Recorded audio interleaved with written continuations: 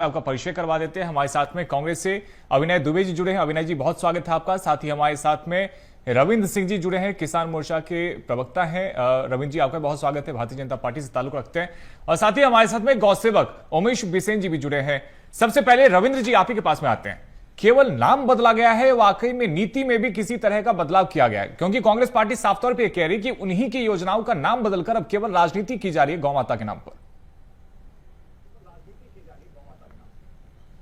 देखिए, आपके सभी दर्शकों को मेरा नमस्कार। गौ से संबंधित योजनाओं की अगर चर्चा करें तो पूर्व के मुख्यमंत्री श्री रमन सिंह जी ने 2006 में ये योजना लाई थी, जो चरवाहों को लेके और गौ सेवाओं को लेके प्रचलित थी। ये पहली बात। दूसरा, अगर योजना की बात करें, गोठान और गोधाम को अगर आज स्टडी करे तो उपदेश अगर करे तो ये डे केयर ग्रुप में काम करता था, लेकिन आज गोधाम योजना 24 घंटे और 7 दिन महीने भर के सारी दिन समय कार्रवाई होता है। और घुमंत पशुओं के संरक्षण के और संवर्धन के लिए योजना आई गई थी। संचालन व्यवस्था की बात करें तो यह संचालन व्यवस्था केवल ग्राम पंचायत तक सीमित थी। इसके कार्य व्यवस्था को बढ़ा दिया गया है। पंजीकृत गौशाला समिति को भी इसमें शामिल कर लिया गया है। स्वयंसेवी संस्था को भी शामिल कर लिया गया है। एनजीओ ट्रस्ट को भी इसमें शामिल कर लिया गया है। फार्मर प्रोड्यूसर कंपनी और सहकारी समितियों को भी इस सेवा में समिति में शामिल कर लिया गया है। अनुदान व्यवस्था की अगर बात करें तो आज 10,000 रुपए का प्रदाय थे गोठान में, और गोधाम में करें तो अधोसंरचना विकास के लिए 5 लाख रुपए, पोषण आहार अनुदान के लिए 7.5 लाख रुपए, चरवाहा महोदय 1.31 लाख रुपए, गौ सेवक महोदय 1.58 लाख रुपए, नस्ल सुधार के लिए 1.5 लाख और चारा विकास के लिए 2.85 लाख रुपए। आज 25 लाख रुपए का अनुदान दिया जाता है। और एक और बात बोलना चाहता हूं, चरवाहा आज एक तरह से विलुप्त होते जा रहे थे। आज सरकार का कदम स्वागत योग्य है और प्रेरणादायी है। योजना का स्वरूप ले तो गोठान में ये लोग भूमि में बकरी पालन, मुर्गी पालन करते थे। आज गोधाम की बात करें तो गोधाम संरक्षण, गौ उत्पाद को प्रशिक्षण, गौ उत्पाद जैसे कि गौमूत्र से जो उत्पाद होते हैं, दूध से जो उत्पाद होते हैं, आज लोगों को प्रशिक्षण वहां पे किया जाएगा, ताकि वो एक रोजगार के लिए पहल भी है। चारा विकास को मूल रूप से पार्टी प्रोत्साहित कर रही है। तो देखा जाए, इसके अलावा अगर आप चर्चा करें पंजीकृत गोदाम की जानकारी ले तो आज प्रशासकीय स्वीकृति प्राप्त गोदाम संख्या 100 है, पंजीकृत गोदाम की संख्या 67, संचालित गोदाम की संख्या 35, गोदाम सुरक्षित पशुओं की संख्या 3,918 से। और खासतौर पे जैसा कि हम देखते भी थे, ज्यादातर सड़क दुर्घटना गायों के सड़क पर होने की वजह से, नेशनल हाईवे पर होने की वजह से होती थी। क्या वो दुर्घटनाएं अब थम गई है? क्या नेशनल हाईवे से गायों को हटा लिया गया? देखिए, सरकार निश्चित रूप से इन चीजों पे कार्य कर रही है। ठीक है। और इन व्यवस्थाओं को सुधारने के लिए सरकार भी ठीक है। अविनय दुबे जी, आपके भी समय में 10,000 से ज्यादा गौठानों का निर्माण किया गया था, लेकिन भारतीय जनता पार्टी कह रही है कि भ्रष्टाचार आप लोगों ने भर भर कर किया और यही वजह है कि अब नीति में बदलाव की आवश्यकता पड़ी है। फिर क्यों सवाल उठा रहे हैं आप भारतीय जनता पार्टी के योजनाओं को लेकर? कोई सवाल क्यों नहीं उठाएंगे? हम विपक्ष में हैं, सवाल उठाना हमारा जिम्मेदारी है। मैं कुछ बातें माननीय बीजेपी के सदस्य से कहना चाहूंगा। आपने 14 मार्च 2026 को ये योजना शुरू की। मैं अभी कुछ महीने पहले बात बताऊंगा। रायपुर में महावीर नगर में नंदे जी की मौत हुई, क्यों? सांड ने उनको पटक के मार डाला। सुंदर नगर में गुनोद वाले जी हैं, हमारे बड़े भाई साहब हैं, घर के बाहर खड़े थे, गाय ने उनको मारा और वो निकल गए। आज उनके हड्डी पट्टी टूटी हुई है, बेचारे घर में आराम कर रहे हैं। कोरबा में कितना बड़ा कांड हुआ, एक बुजुर्ग व्यक्ति को सांड ने पटक के मार डाला, वहां उनकी मृत्यु हो गई। तो अगर ये योजनाएं चल रही हैं तो इस तरह की दुर्घटनाएं क्यों हो रही है? दूसरी बात, एनएचआई, मेरा जो गांव है वो धरसीवा विधानसभा में पड़ता है। आप मैं बीएसटीवी के माध्यम से निवेदन करना चाहूंगा बीएसटीवी को, कभी भी 4-5 सालों में विधानसभा क्षेत्र आपने भी बदला था। मैं ये जानना चाहता हूं कि क्या गौठान के निर्माण से गायों की समस्या आपके कार्यकाल में समाप्त कर दी गई थी क्या, जब भूपेश बघेल की सरकार थी? तभी तो अब आप सवाल उठाएंगे, क्योंकि मैंने जैसा पहले ही कहा था कि भ्रष्टाचार को लेकर के कांग्रेस पार्टी पर हमेशा से भारतीय जनता पार्टी हमलावर रही है। बिल्कुल, मैं एक किसान का पुत्र हूं और अभी भी हम लोग खेती किसानी करते हैं। आप जाकर पता कर लीजिए, मैं किसी एक क्षेत्र की बात नहीं करता। निवेदन करूंगा, आप धरसीमा क्षेत्र जाइए, मेरे गांव का नाम है परवट्ठा, हमारे गांव में गोठान था। कभी भी सड़कों में हमको आवारा पशु नहीं मिलते थे। जहां वहां के जो किसान थे वो कभी भी घुमंतू पशुओं से परेशान नहीं थे। पिछले 2 साल से, मैं ऑन रिकॉर्ड बोल रहा हूं, पिछले 2 साल से हमारे गांव के किसान आपस में पैसा इकट्ठा करके हम रखवार रखते हैं, हमने आपस में पैसा इकट्ठा किया और हमने बाढ़ लगाई, तब जाकर के हमारी जो खेती है वो बची हुई है। मैं उसी में आ रहा था रोहित जी, मैं निवेदन करूंगा बीएसटीवी से कि एक बार 2 मिनट लूंगा आपसे, मैं आपसे निवेदन करूंगा कभी भी दरसिंगा विधानसभा क्षेत्र में कूड़ा होते हुए अपना पट्टा जाइए, शाम के समय में पूरे सड़कों में आपको गाय मिलेंगी, आपको कार चलाना मुश्किल है, बाइक चलाना मुश्किल है। ठीक है, बात करें अगर ठीक है, रविंद्र जी से इसका जवाब ले लेंगे। एक बार उमेश जी के पास में चलते हैं। उमेश जी जरा बताइएगा, गौठान से गौधाम हो गया, हालात में कितना बदलाव आया, जमीनी स्तर पर कितना बदलाव आप देख पा रहे हैं, या फिर जैसा कि अविनय जी कह रहे हैं कि पहले जब गौठान हुआ करता था तो गायें सड़कों पर नहीं मिलती थी, लेकिन आज की तस्वीर यह है, आज के हालात ऐसे हैं कि गायों को सड़कों पर ही छोड़ दिया गया है, बेबस हालात में है। मैं बता दूं, बदलाव कुछ नहीं है। पहले जब गौठान बने तो गौठानों से जो भूमि संरक्षित हो गई, पर उस समय क्या हुआ, गौठान बहुत अच्छी योजना थी, उसको सिर्फ इम्प्लीमेंट की जरूरत थी, इस सरकार ने उसको बंद कर दिया। और उसमें भी गौठान तस्करी केंद्र बन गए थे, सड़कों में गौवंश था धीरे धीरे, क्योंकि जिन पे जिम्मेदारी दी गई उस समय भूपेश बघेल सरकार में, वो अधिकारी भी चोर थे, क्योंकि अधिकारी जिम्मेदारी, उन्होंने किसी भी गौ सेवक को उन्होंने मुखिया नहीं बनाकर, गौ सेवक शायद वो योजना सफल होती। अब भाजपा सरकार आई, पूरे गौठान बंद कर दी, 67 गौवंश का जो बताया कि खुल रहे हैं, नहीं खुल रहे हैं। आयोग के अध्यक्ष उनको तो खुद कई तरह की जानकारियां नहीं बता दो, मैं रात दिन मेरी बातचीत होती है, मैं रात दिन पूरे गौवंश के बारे में हम लोग सारी जानकारी लेते हैं उनसे, वो हमें संतुष्ट नहीं कर पाते। दूसरा ये तो 10,000 रुपए देने का, अभी तक किसी को 10,000 रुपए ने कुछ चारगा का जो चरवाहा को नहीं दिया इन्होंने। मैं ये तो अनुदान की बात करें, अभी तक आयोग ने अनुदान भी उसके लिए किसी को नहीं दिया है, अभी सिर्फ परफॉर्मिंग आई हुई है, बस इतना ही है। सड़कों पे लगातार गौवंश, जो ये सारा काम वेटनरी विभाग से होता है, वेटनरी विभाग आईसीयू, उनके पास तो दवाइयां नहीं है, प्राइवेट दवाइयां लोग ला के इलाज करवा रहे हैं। तो दोनों सरकारों में ये है कि तस्करी बराबर हो रही है। बोलने बड़ा टीवी में आके बोलने में प्रवक्ताओं को बहुत आसान लगता है कि हमारी सरकार में सरकार, दोनों सरकार से मैं लगातार लड़ रहा हूँ, लगातार एक भी प्रवक्ता सामने प्रूव कर दे कि ये चीजें मैं बताऊं क्या क्या गलतियां खड़े खड़े बता सकता हूँ। कोई व्यवस्था नहीं, जो बोल रहे हैं ना, बोलने बड़ा आसान है।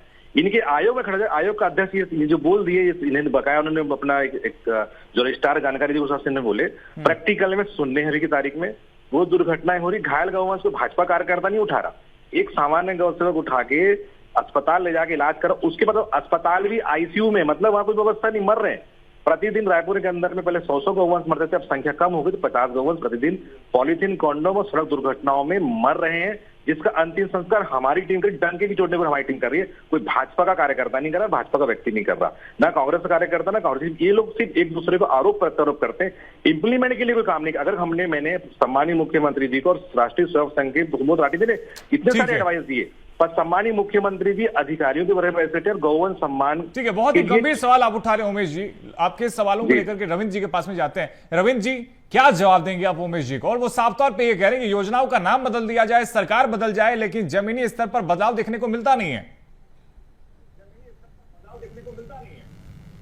देखिए, आज गौशाला की अगर चर्चा करें तो पंजीकृत गौशाला 153 है, उसमें गौशाला संचालित गौशालों की अगर बात करें तो मत उलझाइए ना सर, अभी उमेश जी आपके सामने में है, वो जमीनी स्तर पर आप बदलाव बता रहे हैं, और फिर से आंकड़े केवल दे रहे हैं। अगर आंकड़े जो आप पेश कर रहे हैं अगर उसमें सच्चाई है, यदि सही तरीके से काम कर रही है, तो गायें सड़कों पर क्यों है? सीमित ये है, वही जानकारी प्रदान किया जा रहा है। जैसे कि मैंने बताया 137 गौशालाएं संचालित है, जिसमें 42,112 को पशु को संरक्षित कर लिया गया है। उनका सीमा क्षेत्र तय है, उनके पास ऑलरेडी पहले से गौवंश, उसमें नहीं ठूस सकते। वहां पे प्रतिदिन 10 गौवंश मरते हैं, आप जाके देखें वहां कैसे मरते हैं। आप ठूस तो दोगे वहां पे, उनके खाने पीने की व्यवस्था नहीं हो पा रही है ना। रायपुर में दो गौठान है सरकार के, अभी ठूसती नहीं है ना, संख्या निर्धारित होती है। देखिए, बेमेतरा में अभ्यारण्य का भी निर्माण हो गया है, इसके अलावा बेमेतरा पे पशु अभ्यारण्य का निर्माण हो गया है। राज्य सरकार ने 3 और जगहों पर अभ्यारण्य बना रहे हैं, जिस पशुओं को आराम से आंकड़ों की बाजी करिए क्या संचालित है। और क्योंकि उमेश जी तो सीधे सीधे सवाल उठा रहे हैं सरकार के दावों पर। सरकार के दावे फेले में सीधे बता दूं, क्योंकि गौवंश चाहे पूरे प्रदेश के अंदर सत्य है, जो सरकार कार्य कर रही है, सरकार के कार्यों का। मैं कोई विपक्ष का नेता नहीं, जो वास्तविकता उससे अवगत करा रहा हूँ। रायपुर बता रहा हूँ, 2 गौठान है, दोनों गौठान में 250 कैपेसिटी, 500 ठूस दिए, रोज 10 गौवंश वहां मर रहे हैं।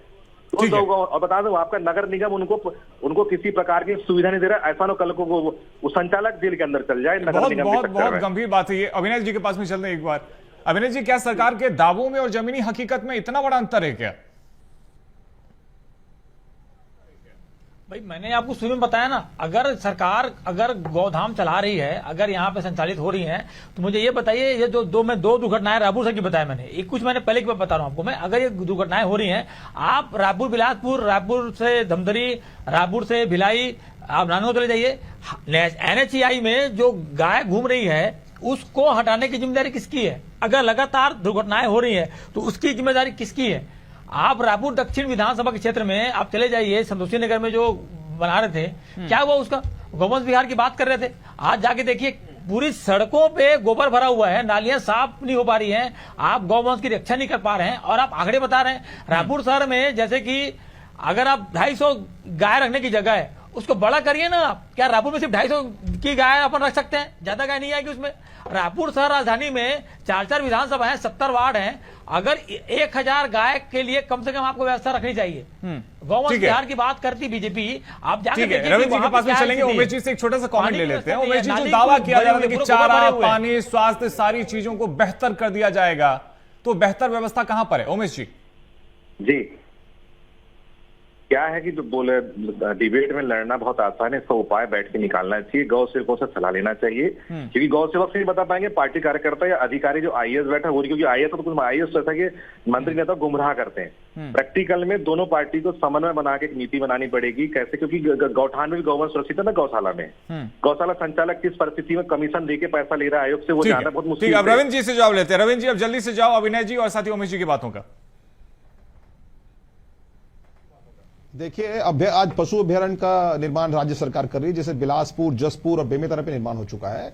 आज टीकाकरण भी, पशुओं का टीकाकरण 26 लाख से ज्यादा पशुओं का टीकाकरण राज्य सरकार ने किया, वधिया पर टीकाकरण किया। राज्य सरकार पशुधन को सुरक्षित भी कर रही है, चाहे कुनकुट हो, सुकर हो और गाय हो। आज राज्य सरकार इसके विषय में अच्छा कार्य कर रही है, योजना बहुत अच्छी है, कार्य क्षेत्र, इसका कार्य क्षेत्र को बढ़ाया गया है, ये बहुत प्रेरणादायी है और स्वागत योग्य है। अगर सही तरीके से रूपांतरण इसका हो जाए तो बहुत अच्छी योजना है।